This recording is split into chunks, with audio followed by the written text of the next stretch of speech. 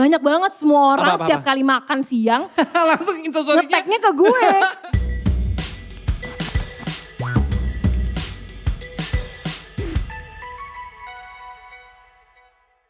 MLD Podcast, Get Yourself Inspired. Balik lagi bersama Reza Al-Kadri sebagai hostnya kali ini. Yang udah siap, ingin menginterview. Nggak nginterview sih sebenarnya, ngajak ngobrol lah. Kalau interview tuh kayaknya kaku gitu ya kan. Okay. Kalau interview kayak inspirasi membuat lagu dari mana ya? Itu kan interview. Oh gitu. Itu harusnya lucu tapi kenapa sih? Makasih ya Kamu ketawanya. mau memperkenalkan diri kamu dulu Oh kan? iya, aku Reza Al-Kadri. Oh gitu. Aku salah satu hostnya. Oke. Nah, bintang tamu kita kali ini adalah seorang penyanyi, multitalenta, dancer, apalagi sih disebutnya host juga, penyiar radio Infal. Wow. Terus apa lagi?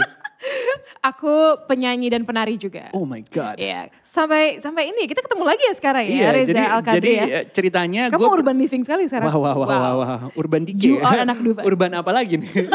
Urban legend gue nih. Gue ketemu sama seorang yang bakal gue interview ini. Iya. Dulu beberapa tahun lalu kita pernah bareng di satu event ceritanya. Jadi gue jadi MC waktu itu. Mohon maaf itu lama banget mas. Lama banget. Lama banget. Aku masih kurus. Kamu sekarang kurus juga kok. Oh, iya. Cuman montok itu lebih menggoda biasanya. Aduh takut. Di situ barengan Yeah. sama seorang musisi ini. Betul. Yang dia nyanyi naik ke panggung tapi propertinya pakai bangku, kursi. Udah gitu dia naik ke bangku, kakinya satu ke atas satu ke bawah, kita di panggung. Masya Allah. Mas Anda ngomongin saya? Iya. Gak usah pakai kata-kata dia bisa Oh iya, kayak sorry. luas aja gitu. Oke, untuk MLD Podcast kali ini kita ditemenin barengan sama Abi Galabi. Apa kabar? Galabi aja tolong agak, soalnya udah di rebranding ya. Oh iya, jadi kayak, Galabi ya. nanti suami saya bisa marah. Oh iya. Karena Abi Galabi itu sudah masa lalu. Kalau masa depan apa? Kamu. Wah, takut digebukin suaminya. Tapi kalau kita ngomongin profil dari seorang Galabi. Ya. Ini bisa dibilang sebuah naik turun banget ya karir lu ya. Benar. Lo bilang kalau misalnya karir lo Jumpalitan sih lebih tepat. parah ya. Lo katanya memulai karir dari sebuah pengalaman yang sangat keras sekali. Iya. Dan sampai sekarang udah dapat hasilnya? Ya hasilnya adalah proses ini yang masih saya capai gitu. Iya sih. Jujur kan kita kan memang tidak boleh cepat puas ya. Tapi memang dari dulu itu gue tuh memang berawal dari penari. Oke, Gitu. bukan penyanyi? Bukan. Oke. Jadi memang dari kecil tuh memang dari umur 4 tahun juga memang sudah menggeluti balet. Anak Cheers gak? Oh enggak. Oh enggak, kan biasanya Soalnya sekolahku tuh bukan sekolah negeri gitu, sorry banget kayak. Sekolahku tuh sekolah menengah musik, jadi pasti semuanya musik gitu kan. Oke. Jadi lo gak belajar matematik IPA, IPS gitu? Belajar cuma tidak pernah masuk gitu. Jadi kayak oke. IPA, IPS tidak ada di jadwal kita. Jadi kalau misalnya kita untuk kedepannya itu, ngambilnya apa? Saya mayornya gitar klasik gitu. Wah gila. Jadi beda memang sekolahnya gitu. Jadi bisa main instrumen musik? Bisa cuman sekarang sih lebih ke ukulele aja. Oh, dalamnya. ukulele. Jadi lebih simpel-simpel aja. Oh yang kecil-kecil gitu ya? Iya. Oke. Kok ketawa? Apa ketawa? Gak apa-apa. Oke. Coba bener kayak kalau kamu bilang karir aku jumpalitan itu bener banget. Karena memang gue tuh dari dulu kan berawal dari penari background. Alias kayak penari-penari latar di sebuah acara TV gitu. Oke. Jadi pernah main di ring tinju. Serius Yang lu? iya jadi sebelum memulainya itu tuh kita yang nari-nari seksi-seksinya gitu. Jadi seksi dancer sih sebenarnya. Masya sebutnya. Allah. Jadi kayak astagfirullahaladzim banget gitu kan. Gitu. Itu dari umur berapa berarti? Dari umur SMA SMA. itu. Itu Jadi tuh berarti 16, saya udah cari 17. kerja itu tuh SMA gitu. Gue udah cari kerja tuh SMA. Udah jadi seksi dancer. Tapi Udah jadi. maksudnya gini, lo nggak apa-apa gitu. Orang-orang bilang lo memulai dari seorang seksi dancer, lo nggak ngerasa itu tabu, nggak ngerasa itu. Karena seksinya itu kan hanya di part itu aja gitu. Setelahnya kalau selesai ya saya pulang dulu ya gitu. Soalnya kan orang-orang konotasinya seksi wasabi nih berarti. Iya tapi Iya kan? ya banyak banget sih. Gak cuman hanya waktu ketika gue jadi penari aja sebenarnya. Begitu menggeluti dunia yang apalagi genre aku kan sebenarnya jazz Broadway yang pasti itu Muda banget ya. Muda banget. Undangan-undangannya tuh bapak-bapak, om-om semuanya ya kan. Jadi kayak itu gala dinner segala macem sebelum aku nikah pun aku sudah masuk ke komunitas itu gitu. Oke. Jadi kayak banyak banget tawaran-tawaran nakal yang datang kepada gue. Masa? Banyak banget, cuman kan bagaimana dari diri kitanya aja gitu kan. Dan aku juga, gue juga orangnya kan gak minum, yang gak ngerokok, gak Air alkohol putih kan juga. minum kan? Sangat air putih, hidup Iya. sehat. Hidup Gas. sehat. Cuman memang gak bisa gitu, jadi kayak begitu memang masuk komunitas itu ya udah kita membaur aja tapi tidak perlu into. Tapi berarti keras banget ya, maksudnya Keras banget. kenapa lo masih mau ada di industri hiburan ini? Kenapa lo gak mencoba hal yang lain? Karena lo udah ngerasain banyak kerasnya, kenapa gak? Udahlah kayaknya bukan jalan gua. Beberapa kali pengen udahan sih. Beberapa kali kayak pengen kayaknya gue nggak mungkin ada di sini nih karena segmen gue nggak akan masuk ke anak-anak muda.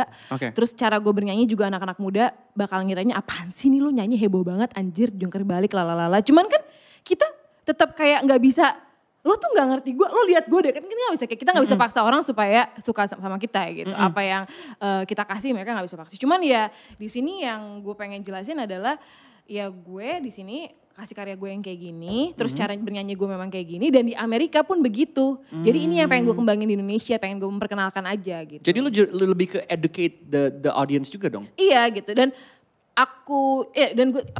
kita kan nari di atas kursi gitu kan, dan itu kan orang lihatnya kayak dia ngapain gitu. Ini namanya ada burlesque. Kalau lo tahu burlesque kue ya. Nah, burlesque itu terakhir tuh gue bawain di Prambanan Jazz kemarin. Itu benar-benar mereka kayak tadinya mereka nggak ngeliat gue sama sekali. Karena setelah gue tuh Ardhito. Jadi yang mereka tunggu adalah Ardhito Pramono. Si kakak ganteng. Betul. Dan gue tahu penonton itu. Tapi kan gue tidak memaksakan kayak, wah tapi di situ justru gue mikir ini saatnya gue memperkenalkan ini. Karena setelah ini mereka akan melihat Ardhito. Dan gue juga pasti mendukung Ardhito 100% gitu. Terus dan gue pas masuk mereka barulah melihat. Barulah melihat. Dan lo tahu gak waktu gue sebelum naik panggung juga mereka, gue belum ada, yang wawancara gue waktu itu media, cuman 2 orang. Ya entar ya, 2 orang. Begitu gue naik panggung gitu, mereka ngeliat gue live, mereka ngeliat gue burlesque dan menggunakan tongkat dan kursi dan lain-lain, gue jungkir balik dengan suara gue yang stabil, alhamdulillahnya. Alhamdulillahnya. Itu baru setelah gue turun, media ngerumunin gue. Mereka kurang ajar lo semua. Memang begitu kehidupan. Mohon maaf, kehidupan memang begitu. Jadi memang dari saat itu gue cuma berkata, ya habis ini saya memperkenalkan, saya juga ingin memperkenalkan Ardhito tampil ya gitu kan. Mana perlu Ardhito ya? Kita tetap ngajak fans dia gitu. Karena memang ya gue juga sama Ardhito juga setipe juga kan sebenarnya genre-nya. Ada nuansa jazznya gitu. Iya dia ada nuansa jazz. Tapi lo pernah dianggap miring gitu kayak apa bedanya lo sama, contohnya maaf nih ya, kayak contohnya orang-orang mikirnya sexy dancer langsung striptease gitu pasti di Indonesia. Nah mereka mikirnya tuh striptease padahal itu burlesque. Burlesque itu adalah sandiwara komedi dari Amerika, itu biasa dilakukan sama Dita Fontis. Nah kalau zaman dulu banget namanya Marilyn Monroe. Cuman Marilyn Monroe dia tuh lebih ke emang legend aja gitu kan, dan dia main-main film dan lain-lain gitu. Kalau gue memang fokus ke nyanyi, tapi pengen jadi Marilyn Monroe, tapi versi syariah.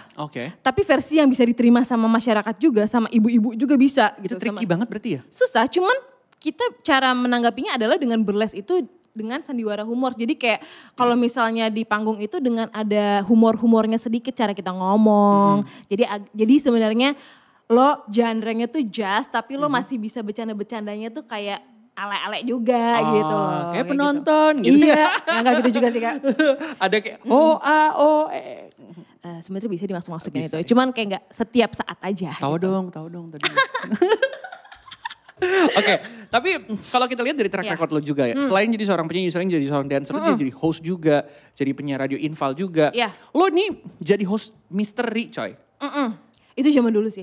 Jadi sebenarnya acara yang di TV itu, kan gue pikir kan kayak ini kayaknya bohong nih gitu. Terus Bi coba ya lo ikut castingnya ya gitu. Itu bener-bener setelah selesai aku kompetisi itu yang di stasiun TV juga. Dan aku mikir kayak kayaknya gue gak mungkin deh masuk ini. Enggak coba dulu. Akhirnya casting bla bla bla bla. Terus kayak lo kepilih deh, kenapa? Muka lo mirip banget sama almarhum Susana gitu. Wow, prestasi gue sangat wow. Lo ngerasa tapi mirip Susana, lo pernah gak ngaca terus kayak iya lagi gue mirip Susana lagi? Gak tahu sih, gue gak pernah merasa gue mirip Susana, cuman mungkin kayak dia ngeliat Tyler sama Tyler. Gue ngomongnya Tyler loh. Ya udah untuk kepentingan konten gue lalat ya. Sama paling dari tatapan aja gitu. Coba tatapannya gimana tatapannya? Dia sedang menatap.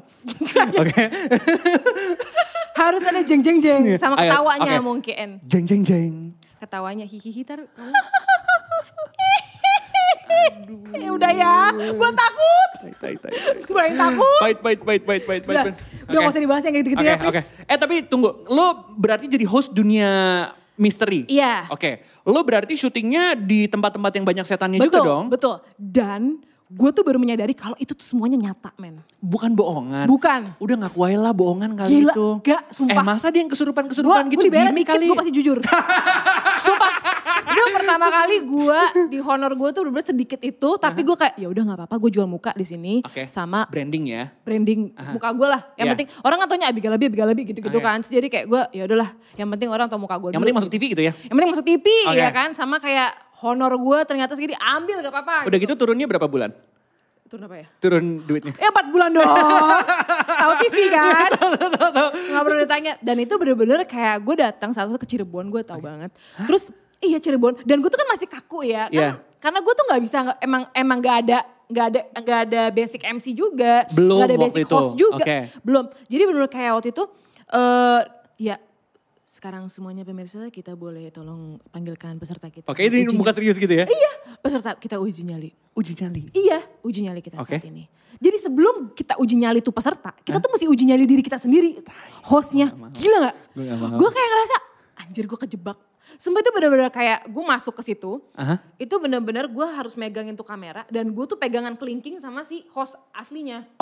Jadi karena gue setakut itu, terus gue dimarahin sama sutradaranya, Abi kamu gak bisa megang-megang kelingking kelihatan di infrared. Kan kameranya infrared gitu. Ya gimana dong, Kang saya takut gini-gini, enggak lepas gitu. Kalau enggak ya udah kamu gak bisa ini, ya udah deh. Ya udah, lo beraniin, beraniin diri. Ada yang gitu. Ya. Wah, gue langsung lemas. Ada yang kayak lempar batu. Terus kan ada paranormalnya kalau lo tahu Citra Prima. Ada yang dia mati suri 3 kali. Citra Prima. Iya. Citra Prima tuh mati suri 3 kali. Lo mati suri berapa kali? Enggak. Belum dong. Jangan dong. Ya. Jangan amit-amit coba. Omongan tuh doa loh. Oh iya jangan. Mudah-mudahan hidup sehat-sehat terus ya. Iya boleh minum dulu. Boleh silakan. Gue juga minum juga deh. Takut nih. Nah udah gitu. Aku di dalam situ gue tuh bener-bener kayak ketakutan. Terus dia bilang gini. Bi lo jangan langsung gerusak-gerusuk ya. Kenapa? Si paranormal, si Citra Primanya bilang gini. Ada mbah ngikutin lo. Udah dilempar-lempar. Ini beneran semuanya. Gue juga gak ngarang-ngarang. Maksud gue kayak kenapa gue cuma sampai 10 episode. Karena gue udah gak kuat intinya. Bener. Dan gue melihat sendiri mata kepala gue. Apa yang lo lihat? Di monitor. Kan kalau misalnya kita kamera nih. Kan ada monitor buat yang sutradaranya. Itu ada kuntilanak. Tante lagi gini-gini. Ya tapi kenapa gayanya gini-gini? Sumpah kayak gitu, gak ada mukanya. Dan satu lagi begini doang. Itu gue gak bohong, itu manusia ya, gue sampai kayak gini-gini. Dan pas ditayangkan di stasiun TV-nya gak ada. Gak ada? Jadi lu lihat? Cuman ada lingkaran merah doang, tapi kita berdua hostnya ngeliat itu. Jadi dia dari sini, jalan ke sini nembus tembok, tapi dia gini. Boleh dideskripsikan, jadi Galabi itu dia lagi tangannya dinaik turunin ya? Yang satu kan gini doang, ada dua, yang satu gini aja. Yang satu lagi tuh dia gini di belakang. Tangannya naik turun. Iya kayak ombak guys, kalau lo gak bisa lihat kita. Gue kayak, ini beneran. Jadi emang penunggu di bawah itu, di Cirebon, gue ingat banget Cirebon. Cirebon gue ingat banget. Kuntilanak? Tante. Kita manggil harus Tante. Kata Kunti. Sarawijayanto. Aduh, tapi gak ada yang ngikutin lo gitu kan maksudnya? Jujur ada. Ada yang ngikutin ketika sampai ke hotel gitu. Itu ada suara apa lagi? Kok ada suara? Assalamualaikum. Oke, gak apa-apa. Kan teman. Oh iya teman. Friend. Gak usah takut. Kita gak apa-apa, kita harus percaya. Iya, nah kenapa kalau di luar negeri itu, kalau orang luar itu iblisnya atau Saitoni Rojimnya tuh jahat-jahat. Kenapa? Karena orang sana tuh gak percaya sama yang kayak gitu. Jadi mereka, gue tuh ada sebenarnya. Mereka jahat gitu ya. Iya, kalau kita kan sebenarnya percaya gak percaya, tapi kita tahu mereka ada. Cuma beda aja. Benar. Gitu. Jadi lo harus juga baik banget sama karir lo, walaupun lo lihat sebenarnya karir lo jahat-jahat juga ya. Pastinya. Ya kalau dipikir-pikir gitu loh, dari seorang dancer tiba-tiba jadi host misteri, terus ada di ring tinju. Maksudnya berarti jahat banyak ya. banget. Dan sebelum gue masuk ke teater itu, jadi kan setelah habis melalui semua reguleran lah, semua gala-gala dinner lah, semua segala macam tuh gue lakuin semua sendiri tanpa manajemen, tanpa siapapun yang bantu. Masuklah gue ke teater Sujiwo Tejo sama almarhum Rudy Wawer. Nah di situ gue belajar teater, gue belajar Broadway juga. Itu benar-benar nggak masuk, nggak apa-apa silakan. Itu nggak langsung jadi penyanyi dan nggak langsung jadi penari juga. Itu gue berawal jadi kru. Yang masangin blocking, yang ngawasin lampu. Enggak langsung jadi bintang gitu? Enggak. Masangin blocking, pakai lampu, iya gitu kayak. Tapi lu pasang-pasang kabel sound gitu enggak kan? Enggak, cuman selotip gini nih, lakban. lakban kabel? Iya, lakban. Lakban apa terus kayak ngukur stage. Terus juga ngeplay musik doang. jadi kreatif berapa. Jadi itu berlangsung lama lah, hampir 2 tahunan. 2 tahun baru bisa ada di panggung? 2 tahun, setelah 2 tahun gue lagi ngepel-ngepel, tiba-tiba dilihat lah sama petingginya kayak gue bernyanyi gitu.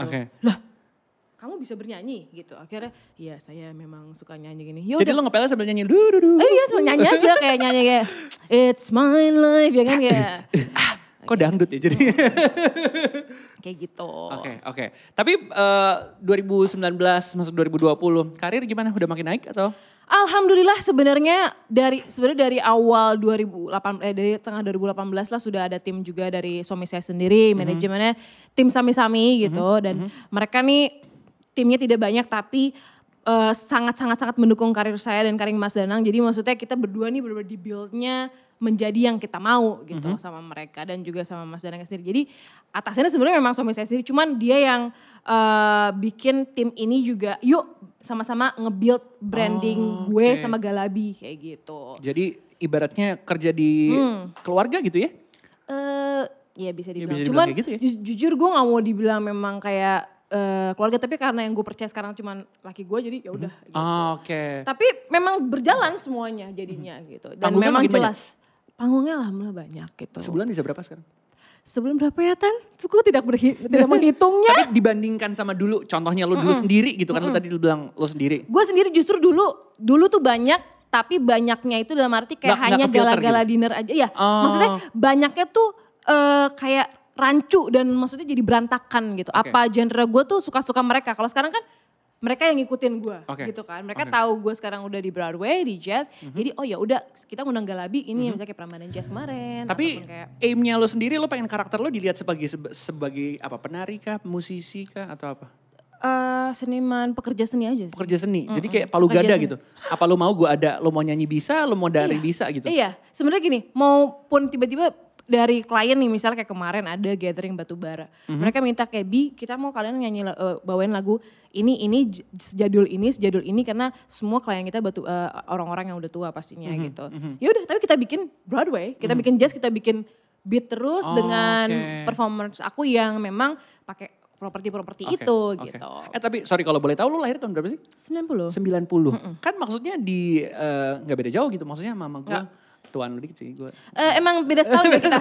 Kita beda setahun aja. Tapi kalau kita lihat di generasi kita gitu kan. Banyak yang malah sukanya sama band-band sekarang, musisi-musisi sekarang. Kenapa lo memilihnya malah yang zaman-zaman dulu gitu? Gak tahu tuh mungkin emang bawaan dari dulu juga kali ya. Gue dengerin lagu-lagunya memang oldies model zaman Dian Pramana Putra. Kayak model kayak Utha Likumahua juga. Terus juga lagu-lagu Ella Fitzgerald, Nina Simone segala macam. Cuman memang sama aja kayak sekarang kan gini, zamannya indie folk. Udah semua dengerin itu. Dengerin Senja, Teduh, Pelita gitu kan. Semua dengerin itu. Senja, Teduh, Pelita. Maksudnya memang semua di situ, emang lagi di situ industrinya gitu. Jadi tapi kan kita tidak bisa memaksakan untuk kayak belok dong ke gue, kan gak bisa. Jadi kita memang oh yaudah kita dukung yang indie folk ini, tapi ya udah gue juga bikin karya tapi gak jauh-jauh beda deh sama yang lain. Cuman masih ada rasa gue gitu supaya yang penikmat yang lain juga bisa ngerasain. Cuman kan sekarang gue bikin karya juga apa yang gue rasain, yang gue alamin gitu. Kayak Jangan Takut Gendut gitu kan gitu. Ini adalah sebuah single terbaru dari Galabi yang baru keluar, judulnya Jangan Takut Gendut. Aku takut gendut sih, aku takut ini loh. Ketimbangan aja udah takut kayak ini lihat makanan di depan ini ada donat yang warnanya manis-manis gitu, takut loh gue. Semua mengalami itu. Cuman kan sekarang gini, kenapa gue bikin tuh lagu gitu. Karena jujur itu sebenarnya lagu depresi. Ya. Itu sebenarnya lagu depresi. Tapi upbeat kok. Gue bikin di Jogja. Kenapa gue bikin upbeat? Karena itu supaya kayak menghibur diri gue sendiri gitu. Banyak orang yang bilang, Galabi lu kenapa sih badan lu hamil ya? Mohon maaf, gue belum hamil. Gitu kan. Cuman kan dibikin gitu meskipun orang kayak basa-basi tapi kan terkesan kayak aduh. Itu kan pertanyaan tidak harus dipertanyakan juga. Emang gitu. Kagak tahu aja cara basa-basi gimana nanyanya udah hamil ya. Gitu misalnya. Gitu mulu. Iya kan cuman kan memang kayak itu soal kayak gitu. Misalnya soal orang kan kita gak tahu perasaan orangnya, orang mungkin lagi nurunin berat badan masih dibilang kayak kalau gendutan kayak gitu. Mungkin dia lagi proses turun kan kita gak tahu segala macam. Jadi kayak banyak curhatan-curhatan dari pria dan wanita juga yang membuat kayaknya gue bikin lagu ini aja deh. Gue bikin lagu ini tapi ya lo boleh makan sepuas lo, apa yang dikasih sama yang di atas, tapi lo tetap dengan diet yang benar, lo minum netralisir yang benar, minum air putih yang benar gitu, jangan berlebihan. Karena kan sesuatu yang berlebihan juga gak baik gitu betul, loh. benar. Tapi kan sekarang sosial media lagi kuat-kuatnya ya. Semua respon dari sosial media gitu. Lo ngerasa kebantukah dengan lo ngerilis karya dan sosial media berkembang banget? Ngebantu banget. Gue bisa share di situ semuanya. Feedbacknya apa nih dari Jangan Takut Gendut? Banyak banget, semua orang setiap kali makan siang langsung instastory-nya nge-tag-nya ke gue. Jadi gue kayak, tapi gue seneng karena makin gue repost kan. Gue repost terus kayak, wah ternyata orang-orang tuh bersyukur. Kan itu sebenarnya gampang banget, itu adalah sharing karena kita bersyukur aja kita dapat makanan, bisa makan. Lo bisa makan gitu, banyak orang di sana lo gak makan. Sebenarnya kalau kita mengeluh apa yang, misalnya kenapa orang ngeluh kayak, duh gue takut banget gendut nih. Itu kan lo gak bersyukur, semakin lo ngeluh, ya berat badan lo akan semakin naik gitu. Itu aja sih sebenarnya. Tapi lo diet enggak? Enggak. Gue gak pernah diet.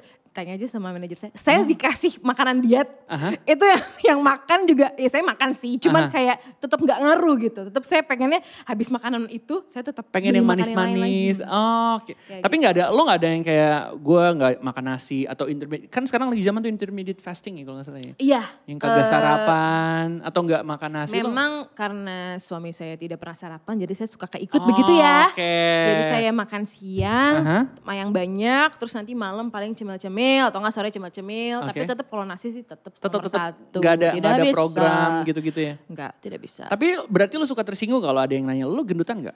Banyak yang bilang, karena orang ngeliat dari muka gue, tapi pas kalau gue pakai baju ketat, Abi kurus banget. Maaf, emang badan saya begitu. Emang banyak mau, Spanyol. lu pada ngomong. Iya. Enggak, bukan maksudnya kayak... maksudnya gak ada terlalu masalah di badan sebenarnya. Jadi memang banyak banget kan orang ada yang mukanya cabi tapi badannya biasa aja. Badannya kurus biasa aja. Ada yang mukanya kurus banget tapi badannya agak berisi gitu. Nah gue termasuk tipe yang emang sih yang pertama itu. Cuman memang kita mau makan sebanyak-banyaknya tetap aja olahraga atau enggak tetap aja kayak sehari keringetan. Tapi lo olahraga berarti ya? Sekarang lagi jarang sih. Cuman kayak kalau sehari jalan-jalan gitu kan tuh kayak olahraga. Asal lo gak mendekem aja. 10.000 langkah gitu ya? Iya dong. Dari Jakarta ke Cirebon. 10.000 langkah. Gila. Tapi lo ngerasa ini sesuai gak sih? Soalnya kan 2019 ini kan banyak juga nih orang-orang yang lagi mengkampanyekan mental health, body shaming ya kan. Lo ngerasa itu juga sesuai gak sih? Atau emang lo ngambil aim ke situ juga? Iya, cuman maksudnya nggak mau terlalu yang gimana banget sih. Paling kayak yang real-real aja, yang misalnya kayak ya udah jangan pernah takut akan gendut. Kalau lo nggak mau takut gendut ya lo olahraga terus tiap hari. Cuman untuk mental, omongan tuh harus dijaga banget. Karena kita nggak tahu orang di luar sana, kita nggak tahu hati orang di luar sana kayak gimana. Jadi kayak omongan dikit aja tuh bisa nyinggung orang itu, segala macam orang itu kalau jahat. Kalau udah mendem bisa aja dia ngapain gitu kan, kita gak tahu. Lo gitu. Paling tersinggung kalau dibilang apa berarti? Bilang apa ya? Oh dibilang, terkenal gara-gara suaminya ya gitu. Oh bukan body shaming sih itu ya. tapi itu tersinggung banget sih ya? Itu sering banget? Dulu sering. Terus akhirnya gue buka highlights di Instagram story gue. Gue buka highlights di Instagram story gue kalau gue bilang kayak gue kenal Mas Danang dari zaman dia wushu. Itu which is gue SMP kelas 1. Berarti sebelum semua. Gue dibilang sama Mas Danang dulu, gue dulu dibilang Aji Mumpung. Sama orang-orang. Berani gak nyebutin siapa? Ya ada gitu. Ada dari kalangan musisi juga ada. Karena kan kalangan musisi kan cuma segini. Jadi gue dulu dibilang Aji Mumpung. Tapi omonginnya di belakang apa di depan? Di belakang, dan gue tahu. Di belakang, ya pokoknya intinya orang terserah mau ngomong apa. Cuman kan kita tuh harus banget menjaga omongan, itu yang paling penting. Karena kita gak tahu orang tuh perasaannya gimana gitu kan. Dan memang banyak banget lika-liku omongan orang sana sini tentang dulu tuh gue, kenapa lo nyanyi heboh banget, kenapa lo jungkir balik, karena memang rata-rata pada gak ngerti. Terus juga itu dibilang Aji Mumpung nikah sama Mas Danang bla bla bla, itu emang jahat. Cuman memang gue taruh di highlights gue karena gue taruh tuh di situ, gue tuh dari awal memang terjunnya ke sini tuh gue jelasin semuanya. Jadi memang ya orang nggak peduli juga nggak masalah sih, cuman gue ingin share aja gitu kan, gitu sih. Tapi kan maksudnya orang mungkin taunya ya lo pasangannya Danang. Terus langsung suuzonnya, iya gara-gara Mas Danang. Padahal kan ada orang-orang lain juga yang ikut berkolaborasi barengan sama lo, membantu lo. Maksudnya selain Mas Danang pun banyak orang-orang yang lo ajak kolaborasi bekerja sama gitu. Salah satunya Bongki. Bongki BIP. Jadi orang-orang zaman dulu kan taunya Tuhan Kirim Kamu itu lagunya yang dinyanyiin Rianti Cartwright. Itu kan rock and roll banget. Jadi semua genre gue sebenarnya udah nyobain. Makanya gue kayaknya gue gak disitu. Gue kayaknya ngambil memang si jazz ini gitu. Karena jadi dari dulu tuh gue selalu gak srek dan gak bisa lah pokoknya. Dan sampai akhirnya sama Mas Bongki, Tuhan Kirim Kamu, soundtracknya film The Bee Gees, terus gue duet sama Derby Romero juga. Aku di sini. Iya, tapi lagunya yang lain gitu. Bukan yang lain ya. Nah, kalau sama Bongki sendiri, awal ketemunya berarti gimana? Itu jadi gue lagi les sama Bu Berta, les vokal. Bu Berta yang itu acara TV yang pitch control, oh bukan yang ya? agak Bu Berta berarti yang gemuk. Yang apa namanya, suka vibra-vibra gitu-gitu, ngajarin teknik vokal gitu-gitu ya? Itu dia bagus banget menurut Tapi aku. galak gak? Galak. Gue pernah sama dia tuh, tapi galaknya tuh galak yang benar-benar positif dan menjadikan kita supaya kayak lo tuh nyanyi gak pakai rasa. Kalau lo kayak gini lagi gue ngamut. Akhirnya dikeluar, ya gitu. Pakai feeling gitu-gitu. Pakai dia makanya gue selalu bernyanyi itu kalau nggak bisa pakai feeling, perasaan yang kita sampaikan gak akan sampai ke penonton, intinya gitu. Karena kenapa gue di teater? Karena gue pengen koneksi langsung sama penonton gitu. Dan beda ya kalau misalnya kita di layar kaca kan pasti susah untuk menyampaikan perasaan. Nah itu Bu Berta tuh ngajarin semuanya soal itu gitu. Jadi banyak orang yang berperan dalam pembangunan karakter lo sebagai seorang pekerja seni ya? Banyak banget. Bongki salah satunya. Bongki, Bu Berta, Indra Aziz. Mas Sujiwo Tejo, almarhum Rudi Wawor. Itu semuanya rata-rata banyak banget saya dapat ilmu gitu dari mereka. Dari kolaborasi-kolaborasi itu, dari kerjasama-kerjasama itu banyak banget pengalaman-pengalaman. Manggung sama Iwake. Sama Slang pernah ya? Pernah juga, tapi udah lama banget sama Slang. Gila. Tapi Slang tuh off air kalau gak salah. Tapi kan tetap aja maksudnya Slang sebagai salah satu band terbesar di Indonesia yang ibaratnya Sabang sampai Merauke gak ada yang gak suka gitu ya. Pengalaman-pengalaman seperti itu kan yang gak mungkin lo dapetin kalau lo mikirnya ya gue cuma kerja sendiri aja. Apalagi pengalaman-pengalaman yang mungkin belum kita tahu nih. Banyak bangetnya itu selain adalah kolaborasi sama setan ya. Sekarang justru gue lagi kerjasama sama Mas Gary Nugroho. Itu ada kita mau bikin showcase tentang Papua. Musical tapi bukan nggak ada skripnya, nggak ada skrip yang benar-benar skrip. Ini adanya hanya nyanyian tapi dari bahasa Papua. Terus kita nari bersama orang-orang Papua ini. Dan ini cuma ada 7 orang, berenamnya orang Papua asli dan satu lagi aku. Cuma lu doang? Iya, dan kita kerjasama sama produksi di Australia. Jadi makanya nanti kamu nonton ya kalau misalnya jadi di... Tiket gratis ya? Wah ini kurang ajar kalau nih. support beli dong, kalau support beli. Iya. Gak apa-apa. Ini Indonesia banget nih, bagi tiket gratis dong. Orang kasar banget bagi gratis dong. Sorry. Silakan. Jadi memang kalau misalnya di Jakarta itu Januari 2020. Nanti insya Allah kita bakal turnya di Jerman juga sama di Belanda gitu. Sama di Australia.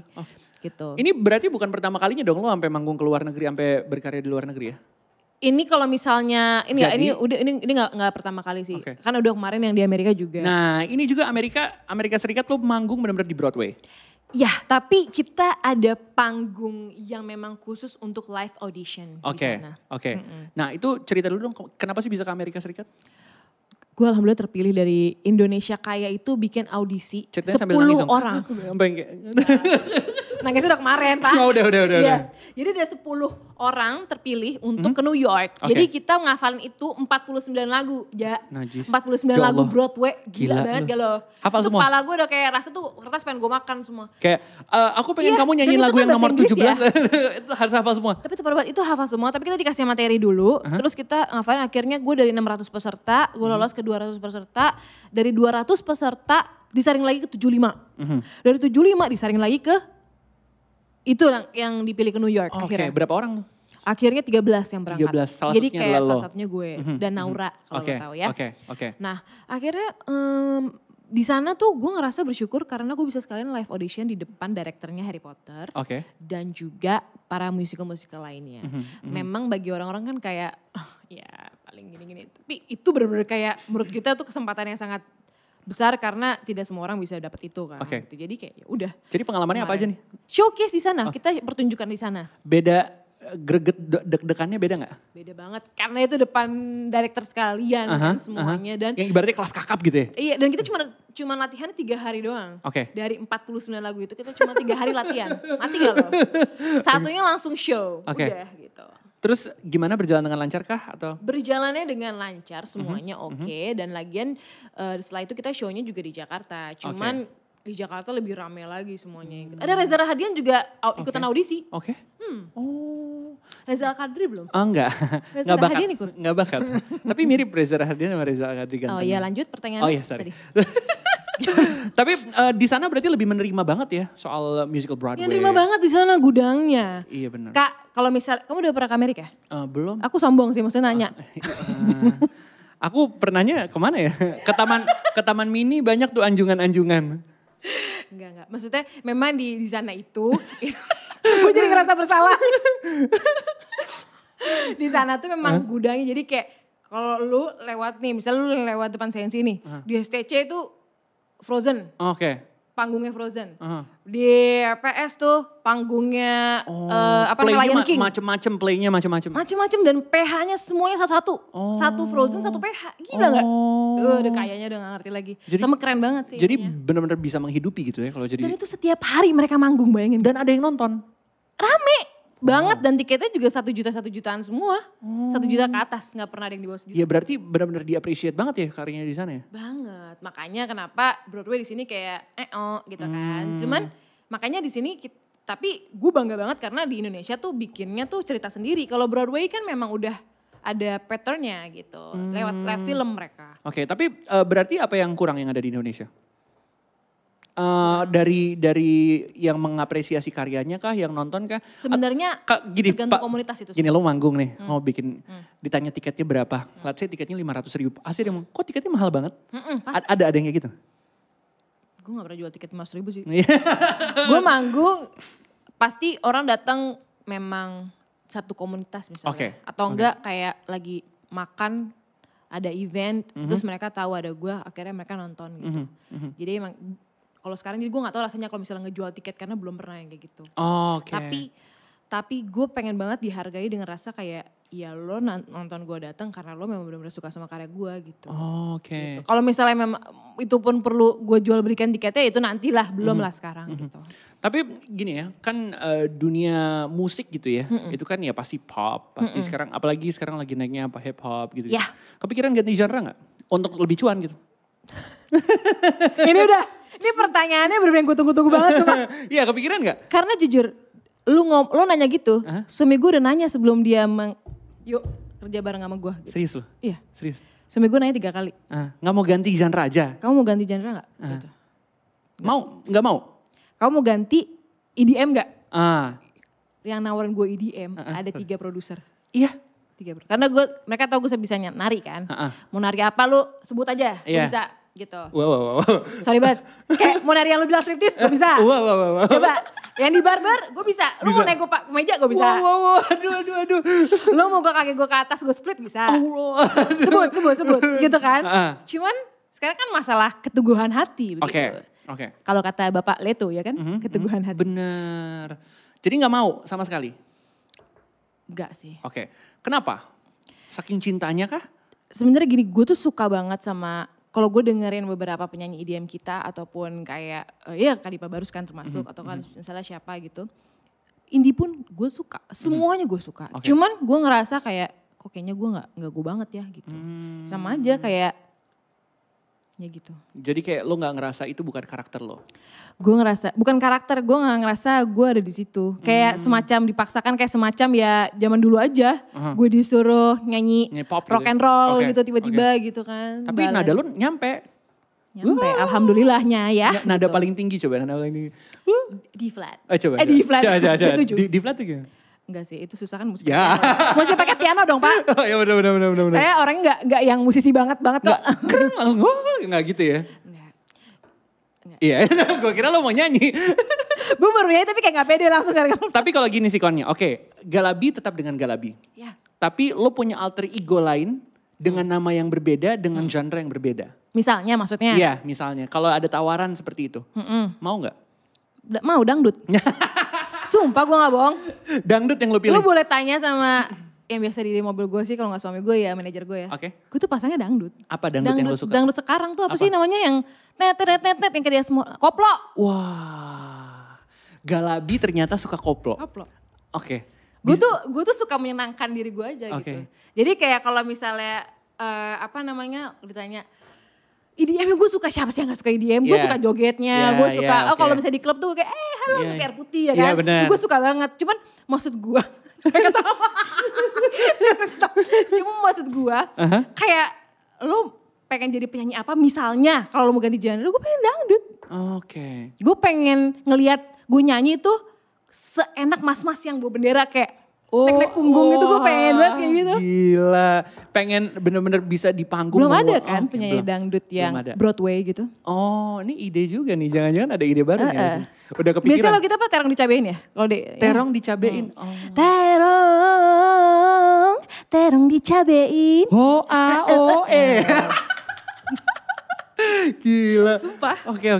Tapi ini cuma angan-angan doang kan? Apa udah ada projectnya yang lagi dipikirin? Kamu nanya serius banget ya. Sebenarnya angan-angan belaka. Cuman kalau misal ada tawaran kayak please dong nyanyi dangdut misalnya di event apa, gue mau. Mau gue. Oke. Mau gue. Berarti apa aja untuk cuan ya? Gue suka dangdut. Gak buat cuan sih, gue tuh lebih seneng untuk menghibur diri gue sendiri sebenarnya. Sama untuk menghibur orang lain gitu. Jadi lebih passionnya sebenarnya karena gue suka ngeliat orang lain seneng gitu. Jadi gue dulu gak pernah ngomongin cuan, lu bisa tanya sama. Gak pernah gue ngomongin cuan. Tapi bukan berarti gak butuh kan? Ya pasti butuh kan ada suami saya. saya mah tinggal kayak mas saya mau makan ya udah gitu. Cuman kan maksudnya kalau untuk cuan-cuan buat diri saya sendiri jujur enggak gitu. Memang biasa aja gitu. Bukan yang tipe harus ganti genre atau. Jadi tapi ibaratnya masih tetap dengan nuansa jazz Broadway. Saya pertahankan jazz Broadway di Indonesia. Meskipun orang-orang masih tabu ataupun memang kayak kurang tertarik, tidak apa-apa. Yang penting ya yang suka aja gitu. Lo udah ke Amerika, lo udah ngelihat sendiri pusatnya di sana gimana. Dan lo ngelihat juga industrinya di Indonesia gimana. Sampai kapan lo mau push the bar gini? Sampai orang-orang udah pada appreciate kah atau sampai gimana? Cita-cita gue itu sebenarnya sampai Java Jazz. Oke. Sampai Java Jazz, begitu gue udah nyentuh Java Jazz sama apa yang gue mau, gue udah megang album gue sendiri. Karena emang sekarang lagi proses album nih, lagi proses album banget dan gue lagi tunggu-tunggu banget sekarang. Jadi itu, cita-cita gue di Java Jazz itu sebenarnya. Kalau buat show sendiri, kalau buat kayak kan musisi kan punya konser pribadi, punya apa, lo punya gak? Gue pengen punya tapi yang intim aja. Oke, intim tuh berarti berapa? 100 orang, 200 orang? 100 orang paling banyak lah. Tapi tiketnya 2,5 juta? Gak butuh. Terus kalau misalnya lo bikin konser pribadi lo sendiri, lo mau ngapain? Gue akan bener-bener perform si Broadway, burlesque dan semuanya dan akan gue ceritain satu persatu. Ini apa gitu. Jadi sekalian kayak kuliah. Intinya gitu. Educate gitu ya? Oke. Gitu. Biar maksudnya nanti mudah-mudahan ada penerusnya gitu. Mudah-mudahan. Tapi kalau penerusnya pun masih memerlukan cuan dan memang genre-nya masih yang memang sekarang suka ya gak masalah juga. Sekarang udah ada gak sih penerusnya? Maksudnya kayak bakat-bakat jujur baru? Belum. Kalau aku ya belum. Terakhir tuh memang yang gue tahu tuh cuman Amy Saras sama gue doang. Amy Saras, tadinya gue kira Kak Andin kayak gue, ternyata enggak. Maksudnya masih ke pop gitu. Jadi yang waktu itu subtle banget tuh Amy Saras, gue sama band satu lagi dari dia. Ada nih mungkin orang yang lagi dengerin kita sekarang. Dia kayaknya gue juga suka banget sama burlesque. Gue pengen coba berkarya tapi gue takut gak laku, gue takut gak ada yang suka karya gue. Kalau dari saran lo sendiri mesti ngapain? Sebenarnya kalau takut gak laku, yang gak usah lo lakuin sih. Kalau gue dari dulu gue hajar aja. Gue begitu gue di event apapun gue hajar, gue perkenalkan, gue sungguh-sungguh dengan kayak kok sampai orang itu bilang kok lo bisa ya nyanyi kayak gitu. Meskipun gak perlu lagu beat yang harus orang-orang nengok, tapi lagu slow pun kalau gue nyanyinya benar-benar pakai rasa, itu orang pasti bakal nyampe dan pasti bakal suka kok gitu. Yang penting pakai feeling, pakai rasa. Soalnya gini, lo ini aja deh donat, dia nggak dimakan dia punya perasaan sebenarnya. Kalau gue nggak tahu ya lo nganggap gue gila apa enggak. Cuman intinya gue nggak tahu setiap gue hidup gitu, gue selalu menghargai benda-benda yang pasti ada di sekeliling gue gitu. Mikrofon. Iya apapun itu, pasti nggak tahu ya seniman atau musisi yang lain beranggapan sama apa enggak. Pasti tapi kalau gue selalu menganggapnya gitu. Kalau makan gak dihabisin pasti dia nangis. Kata orang tua kan gitu. Tapi siapa tahu benar gitu kan. Sama aja dengan kayak kita bikin suatu karya gitu. Misalnya gue udah nikah. Tapi gue udah perasaan sama orang lain. Gue bilang sama laki gue. Oke. Gue bilang, Mas gue suka sama dia gitu. Aku bikinin lagu ya. Gitu. Ada, gue bikin lagu namanya Terang Bulan gitu. Tapi bukan, biasanya orang nganggapnya penggoda atau kayak orang Pelakor. ketiga gitu kali ya. Pelakor gitu ya. Tapi gue sebutnya tuh Terang Bulan gitu. Karena dia muncul tiba-tiba. Oke. Tuh. Jadi gak masalah gitu? Gak masalah, karena yang penting kita jujur sama apa yang gue nyanyiin, ya itu perasaan gue yang sebenarnya misalnya gitu. Tapi yang penting semua ada kejujuran, semua ada perasaan. Jadi hidup itu kayak ya dijalaninya semuanya dengan perasaan. Kalau gue, karena gue anaknya perasaan banget. Cancer, sorry. Oh, oke. Sorry. Langsung kebaca di Cancer. Sorry banget gitu. Tapi itu hanya sebatas itu. Ada lagi gak yang pengen disampaikan seputar lo? Seputar karir lo? Itu sih paling ya sebenarnya intinya gini. Banyak banget genre di musik gitu kan. Maksudnya gak hanya melulu di pop, di indie, folk, ataupun di EDM, ataupun rock, ataupun segala macam. Jazz pun gak cuman jazz aja, banyak banget jazz. Ada swing, ada Broadway, ada gypsy, ada blues, itu termasuk jazz juga. Jadi maksudnya banyak banget dan kita bisa telaah masing-masing kok, oh penyanyi ini tuh ternyata kesini. Jadi komunitasnya tuh, bukan komunitas, maksudnya cara kita tahu orang itu tuh bisa dari genre musiknya juga, dan juga karakternya juga bisa tahu dari musik-musiknya juga. Jadi kayak cobalah cari tahu sebelum menjudge, itu aja sih sebenarnya. Karena banyak orang yang udah judge duluan kayak apaan nih nyanyi baru dari mana nih, gak jelas, gak jadi gitu. Tapi kan kalau misalnya kita, kayak gue kan gak yang tiba-tiba kayak males, bukan jazz gue. Maksudnya gue juga tetap kayak ini apa nih bagus nih. Jangan close minded gitu ya? Kemarin gue baru tau Isyana bikin album keren banget ya kan, Lexicon gitu. Maksudnya kayak gila nih baru keren gue bilang gitu. Dia mempertahankan si klasiknya dia gitu, itu sih. Gitu. Lebih apa ya, menelaah orangnya aja. Tapi kalau misalnya yang mau, kalau enggak juga gak apa-apa. Gitu. Jangan dipaksa gitu ya? Paksa. Yang penting jangan close minded karena ya balik lagi semua tuh Don't close minded ya. Itu dia, jangan tutup pikiran. Don't close minded. Don't close your heart juga ya. Just open your heart and open minded. Well, terima kasih banyak udah mengutarakan banyak ceritanya. Oh, sama-sama. Eja Urban. Wow, saya dicekin lagi. Kalau misalnya pengen makan, jangan takut gendut. Kalau pengen nyemil, jangan takut gendut. Karena ada lagunya Galabi ya. Betul. Mantap gak tuh promonya? Senang banget gue diundang ke sini, sumpah gue gak bohong. Karena gue bisa ngomong bener-bener kayak apa yang ada di hati gue dan sama lu lagi sekarang. Keren banget gak? Naik gaji. Parah ya. Parah loh. Yang keren banget. Ini kalau misalnya bisa dilihat nih, aduh. Gila. Gue suka banget. Ada foto gue di situ. Gue gak dilupain kemarin. Bener. Senang banget gue, sumpah. Bener. Oke, terima kasih banyak. Mudah-mudahan kalau ada salah-salah kata, mohon maaf ya. Sama-sama, sukses terus ya. Amin. Jangan pernah putus asa. Motivasi banget. Wabila taufiq wal hidayah. Wassalamualaikum warahmatullahi wabarakatuh. Alright, itu dia obrolan kita barengan sama Galabi di Terima kasih banyak. MLD Podcast. Thank you. Get yourself inspired. Thank you very much. Get yourself inspired.